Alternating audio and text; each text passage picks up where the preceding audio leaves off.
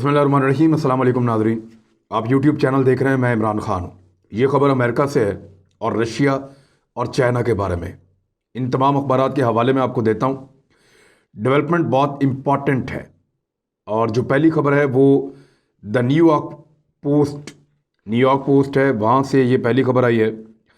और ये ख़बर बाकायदा एक आर्टिकल लिखा है head of United States strategic command, यानी ये वो ऑफिसर होता है जो न्यूक्लियर हथियारों के इस्तेमाल के लिए अमेरिका की जानिब से ज़िम्मेदार है। अमेरिका ने अगर न्यूक्लियर हथियार इस्तेमाल करने हैं या एटम बम का या एटमी हथियारों का इस्तेमाल करना है, तो जो शख्स इस डिपार्टमेंट का पूरे का हेड है, जो head of United States strategic command का, उसका नाम है एडमिरल चार्ल्स रिचर्ड। इन्होंने खबरदार किया है और इन्होंने खबरदार करते हुए कहा कि रूस और चीन सर्द जंग के बाद पहली मरतबा कई ऐसी जगहों पर मुतहर्रिक हो गए हैं, एक्टिव हो गए हैं, जहां वो बैनुल-अक़वामी उसूलों को चैलेंज कर रहे हैं इस वक्त। और साथ ही साथ उन्होंने खबरदार किया अपनी कौम को और अपने लीडर्स को कि वो तैयार रहें और कुछ ऐसे रास्ते निकालें कि वो निमट सकें एटमी हथियारों से और उनसे पैदा होने वाली सूरत हाल से। और उन्होंने ये कहा कि हकीकी तौर पे ये मुमकिन है, यानी real possibility of nuclear conflict is there, कि एक हकीकी पॉसिबिलिटी है एक एटमी तनाज़े की हमारी चीन के साथ और रशिया के साथ। उसकी कुछ वजूहात इन्होंने लिखी हैं। ये आर्टिकल इन्होंने लिखा है the United states naval institutes monthly magazine एक आता है, उसके अंदर इन्होंने अपना पूरा एक आर्टिकल लिख कर दिया और उसमें अपना एनालिसिस लिखा है। अमेरिका में जो ऑफिसर्स हैं और जो बड़े उनके काबिल लोग हैं, वो अपनी चीज़ें इस तरह लिख के और उनको मुख्तलिफ मैगजीन्स के अंदर छापते हैं, जहाँ से ये पता चलता है कि अमेरिकन एस्टेब्लिशमेंट, उनकी फ़ौज, वो किस तरह प्लानिंग कर रही है और क्या सोच रही है। अब इसके बाद जो बाइडन ने एक बड़ा ख़तरनाक काम भी किया है, वो मैं आपको बताता हूँ कि जो बाइडन ने रशिया और चीन के खिलाफ अब क्या किया है। इस आर्टिकल में रिचर्ड ने जोर दिया है कि हमें मौका नहीं मिलेगा, ये डेवलपमेंट बहुत तेज़ी से हो रही हैं और ये सब कुछ इतना तेज़ी से हो सकता है कि अमेरिका को संभलने का मौका ना मिले, लिहाजा हमें अपने आप को पहले से तैयार करना होगा। दूसरा, उन्होंने इस बात के ऊपर जोर देकर कहा है कि अमेरिका को अपने हथियारों को दुनिया के नक्शे पे मुख्तलिफ ऐसी जगहों में पहुंचाना चाहिए, चाहे वो बैनुल-अक़वामी जगह हों, चाहे वो हमारे इत्तेहादियों के मुल्क हों, या मुख्तलिफ ऐसी जगहों से अपनी डेटरेंस शो करनी चाहिए, अपने हथियारों को वहाँ पहुँचाना चाहिए जहाँ से दुश्मन को ये ख़तरा हो कि वो एक्सपोज हो गया है, जहां अमरीकी हथियारों की मौजूदगी में अमरीका के दुश्मन अपने आप को गैर महफूज महसूस करें। यानी चाइना को ये लगे कि वो अमेरिका से लड़ेगा तो अमेरिका यहां से भी मार सकता है, वहां से भी मार सकता है, वहां से भी मार सकता है, तो अमेरिका के पास दर्जन भर ऑप्शंस हैं। जबकि चाइना जब अमेरिका को मार सकता है तो उसके पास ऑप्शंस महदूद हों। इस तरीके से दुनिया के नक्शे के ऊपर अपने आप को फैलाया जाए कि दुश्मन हम पे हमला करते हुए 10 मरतबा सोचे। यही है वो उसूल जिससे एटमी तनाज़े से बचा जा सकता है। ये एडमिरल चार्ल्स रिचर्ड उनका ये कहना है।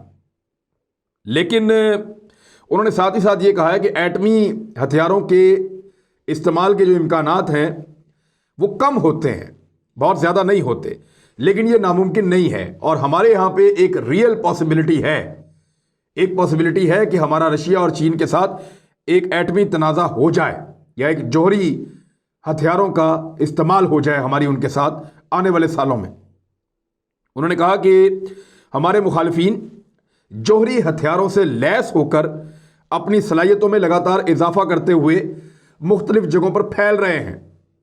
यानी जो फैलने का काम जो उन्होंने कहा कि अमेरिका को करना चाहिए, ये काम इस वक्त रशिया और चीन कर रहे हैं और हमें उनको रोकना होगा। उन्होंने कहा कि अमेरिका को अपने हथियारों को इस अंदाज में तरतीब देना होगा कि अमेरिकी मफादात पर ज़रब ना लगे और उन जगहों पर हथियार पहुंचाए जाएं जहां हमारा दुश्मन अपने आप को गैर महफूज और कमज़ोर महसूस करे। दुनिया के नक्शे पर हमारी सलाहियतों का जाल बेहतर अंदाज में बिछा हुआ होना चाहिए। यानी दुनिया के मुख्तलिफ समुद्रों में, मुख्तलिफ मुल्कों में, मुख्तलिफ एयर बेसिस पे, हर जगह पे अमेरिकन हथियार और ख़तरनाक हथियार मौजूद होने चाहिए। अमेरिकन फ़ौज का वजूद होना चाहिए ताकि जब भी उनके मफाद पे चोट लगे वो फौरी तौर पे दुश्मन को रिएक्ट करके और उसके ऊपर अटैक करने की सलाहियत रखते हों। ये इनका कहना है। ये इस एडमिरल ने, जो चार्ल्स रिचर्ड हैं, इन्होंने इसके बारे में लिखा है। और ये हैं जी head of United States strategic command, और एटमी हथियारों के हवाले से जो जिम्मेदारी है वो इनके पास है। उन्होंने साथ ये भी लिखा कि खला के अंदर हमारे जो एसेट्स मौजूद हैं, सैटेलाइट्स हैं, दीगर उनके एसेट्स हैं, उनको रशिया और चीन इस वक्त बर्बाद करने की सलाहियत रखते हैं। उनके पास ये सलाहियत मौजूद है, वो साइबर अटैक की बेहतरीन सलाहियतें रखते हैं और हमें साइबर अटैक के ज़रिए मफलूज कर सकते हैं। ये तासुर कहीं नहीं जाना चाहिए और किसी भी एक जगह से नहीं जाना चाहिए कि ये वो मुकाम है जहां से अमेरिका रिटेलिएट नहीं कर सकता या रिस्पॉन्ड नहीं कर सकता। उनका ये कहना है कि रशिया या चीन को ये कभी नहीं लगना चाहिए कि ये अमेरिका की कमजोरी है, यहां से अमेरिका जवाब नहीं दे पाएगा, लिहाजा यहां अटैक करो। तो ऐसी कोई जगह या कोई चीज अमेरिका को नहीं छोड़नी। जितना पैसा अमेरिका अपनी ग्राउंड फोर्सेस पे खर्च करता है, अब अमेरिका को इस जानिब तवज्जो देनी होगी। ये है जी वो आर्टिकल जिसने पूरे अमेरिका के अंदर जो है वो एक भूचाल बना दिया है। और किन किन अखबारात ने लिखा, मैंने आपको जो पढ़ के बताया, ये न्यूयॉर्क पोस्ट में था, इसके बाद डेली मेल्स ऑनलाइन में ये लगा है, और ये आर्टिकल द टाइम्स के अंदर छपा है, द सन में छपा है, उसके अलावा द ऑस्ट्रेलियन के अंदर ये मैगजीन छपा। दुनिया भर के अखबारात के अंदर ये आर्टिकल और इससे मुतालिक जो खबरें हैं वो छापी गई हैं। अब आ जाए इस आर्टिकल के बाद जो बाइडन ने क्या किया। जो बाइडन ने जो किया वो मैं आपको बताता हूं, और इसके लिए एक्सप्रेस लंदन जो अखबार है उन्होंने भी काफ़ी डिटेल से लिखा है। उन्होंने लिखा कि Joe Biden to send nuclear jets near Russia in fiery warning to Putin will not hesitate. उन्होंने कहा कि जो बाइडन ने अपने जो न्यूक्लियर जेट्स हैं, यानी वो लड़ाका जंगी तैयारे जो एटमी सलाहियत रखते हैं और एटम बम ले जाने की सलाहियत रखते हैं, एटमी हमला करने की सलाहियत, उनको रूस के करीब तैनात करने का फैसला कर दिया है और उसके ऑर्डर जारी कर दिए गए। इन अ फायरी वार्निंग, जो इन्होंने एक वार्निंग दी पुतिन को, पुतिन से इनकी एक टेलीफोनिक कॉल हुई थी, जब हलफ उठाया तो उसके बाद पुतिन की और जो बाइडन की बात हुई, उसमें जो बाइडन ने कुछ जुमले बोले और बाद में व्हाइट हाउस में बाकायदा उसको अनाउंस किया गया। जो बाइडन ने जो कहा था वो मैं आपको बता देता हूँ। जो बाइडन ने पुतिन को खबरदार किया था और ये कहा था कि हम डोनाल्ड ट्रंप से मुख्तलिफ हैं और उससे ज़्यादा मुअस्सर हैं। हम अपने लोगों या अपने मुल्क के मफाद के लिए किसी भी हद तक जाएंगे और हिचकिचाएंगे नहीं। हम अपने इत्तेहादियों के साथ मिलकर कोई भी कार्रवाई करने से गुरेज नहीं करेंगे और रूसी मुदाखलत का फ़ौरन जवाब देंगे। ये बाद में उन्होंने कहा था। अब खाली ये बातें तो नहीं हुई, बहुत सारी और बातें भी हुई होंगी, लेकिन अमेरिकन ने बताया कि ये बातें हमने रूसी सदर को बता दी हैं कि अब अमेरिका वो वाला अमेरिका नहीं है जो डोनाल्ड ट्रंप के टाइम पे था। We will respond, we will react, और हम जो है वो रूस को तगड़ा जवाब देंगे अपने इत्तेहादियों के साथ मिलकर। इसको फायरी वार्निंग लिखा है एक्सप्रेस लंदन ने। और उसके बाद उन्होंने बताया कि साथ ही साथ उन्होंने अपने अहकामात जारी कर दिए न्यूक्लियर जेट्स को रशिया के करीब पहुंचने में। कहां पहुंचाया जी इन्होंने? इसके लिए एक तो इन्होंने जहां पहुंचाया ये है, Joe Biden administration will send nuclear bombers to the United State army airbase near Russia in a brutal warning to Vladimir Putin that relations with Washington have changed. उन्होंने कहा जी आपके वाशिंगटन के साथ जो ताल्लुकात हैं वो अब तब्दील हो चुके हैं और हमने आपको वार्न कर दिया है। अब हमने अपने हथियार, जो हमारी एयरबेस है आपके नज़दीक, ये स्कैंडिनेवियन कंट्रीज़ के अंदर हैं, उनकी एयरबेसिस नॉर्वे में, दीगर इधर उधर, तो वहाँ इन्होंने अपने कुछ बॉम्बर्स भेजे हैं और ये इनको B-1 बॉम्बर्स कहते हैं।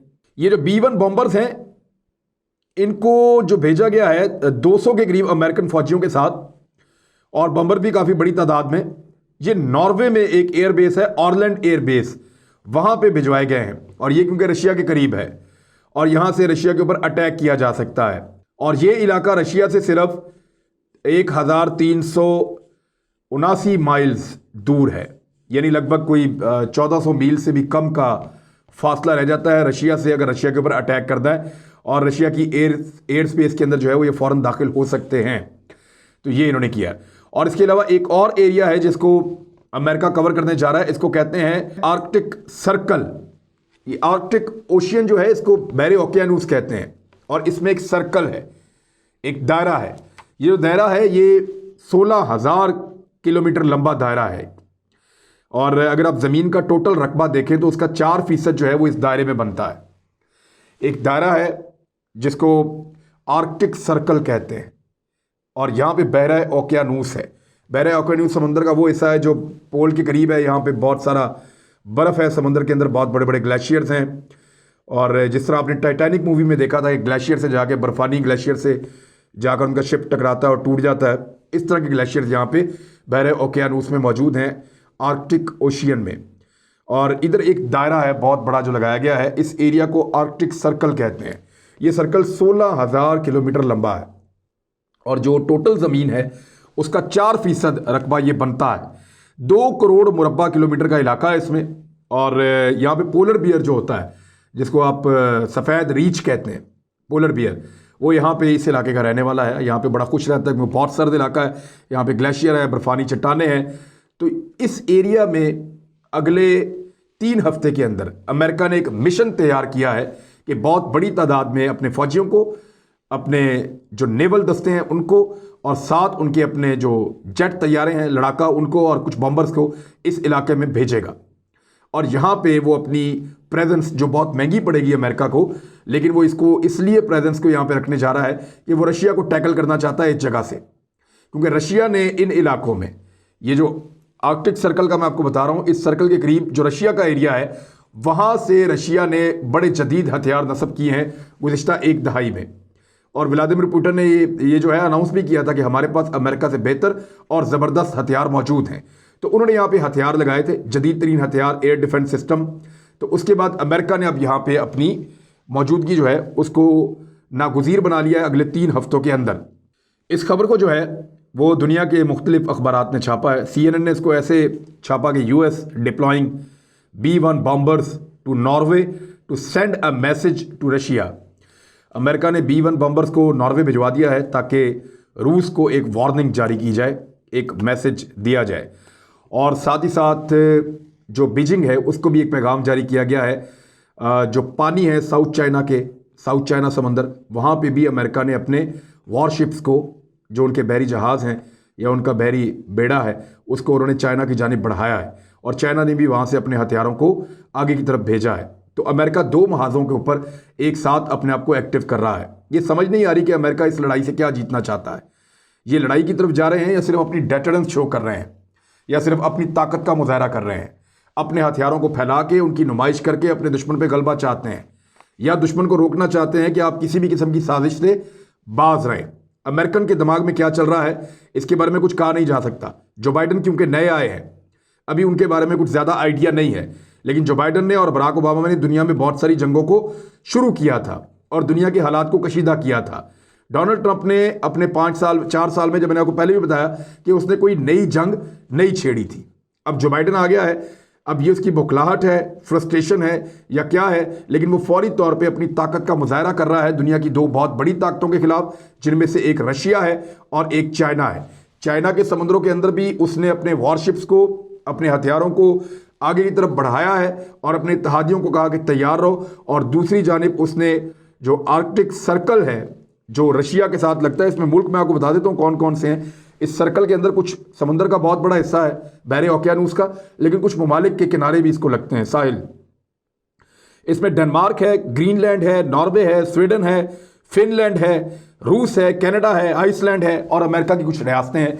ये सारा इसके अंदर आ जाता, आर्कटिक सर्कल के अंदर आता है। तो और बीच में समंदर का एक बहुत बड़ा हिस्सा है। यहाँ पे अमेरिका की मौजूदगी रशिया को चैलेंज करेगी, जबकि साउथ चाइना सी के अंदर अमेरिका की मौजूदगी चाइना को चैलेंज करेगी। अमेरिका को क्यों लगता है कि वो इन दोनों मुल्कों से एक वक्त में टक्कर ले सकता है, और ये दोनों जो हिस्से हैं ये अलग अलग हैं। अगर आप अमेरिका का मैप देखें तो एक एरिया बिल्कुल अपोजिट साइड पे है, जहाँ पे चाइना के साथ अमेरिका पंगा कर रहा है, और एक हिस्सा जो है वो बिल्कुल दूसरी साइड पे है जहाँ रशिया के साथ अमेरिका पंगा कर रहा है। अब अमेरिका को एक तरह से अगर आप इसको ऐसे देखें कि घेरा भी पड़ा हुआ है, लेकिन अमेरिका एक बहुत ताकतवर मुल्क है, उसके पास हथियार दुनिया के जदीद तरीन हैं, और इस वक्त अगर मिलिट्री की ताकत के हवाले से देखा जाए तो दूसरा कोई मुल्क अमेरिका का मुकाबला नहीं कर सकता। लेकिन साथ ही साथ अगर हम ये कहें कि रूस और चीन मिलकर क्या अमेरिका कुछ बिगाड़ सकते हैं, कुछ उखाड़ सकते हैं, तो बिल्कुल ऐसा हो सकता है, क्योंकि वो दोनों अमेरिका को टफ टाइम देने की अलग अलग भी सलाहियत रखते हैं, और एक साथ वो ज़्यादा खतरनाक और ज़्यादा मुअस्सर हो जाएंगे।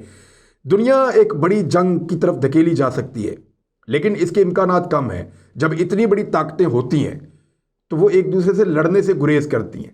ये सिर्फ एक दूसरे को अपनी ताकत शो कर रही होती हैं, अपनी ताकत का मुजाहरा कर रही होती हैं और एक दूसरे के ऊपर अपनी बर्तरी साबित कर रही होती हैं ताकि दुनिया को इनके ऊपर ज़्यादा एतमाद हो। अमेरिका की ये जो एक्टिविटीज़ हैं ये दुनिया को ये पैगाम देगी कि अमेरिका आज भी रशिया और चीन से ताकतवर है। वो दुनिया को ये पैगाम देना चाहते हैं कि हम आज भी सुपर पावर हैं, हमारे पीछे चलो, चीन और रशिया के बारे में सोचना बंद कर दो। मुझे इसमें कुछ ये नज़र आ रहा है, लेकिन एक छोटी सी गलती एक जंग में बदल जाया करती है और अल्लाह ना करे ऐसा हो, क्योंकि अगर ऐसा हुआ तो ये 3 जाइंट्स जब लड़ेंगे तो जंग पूरी दुनिया में फैल जाएगी। खुदा ना खास्ता। अपना ख्याल रखिएगा, अपने इस चैनल का भी। अल्लाह हाफ़िज़।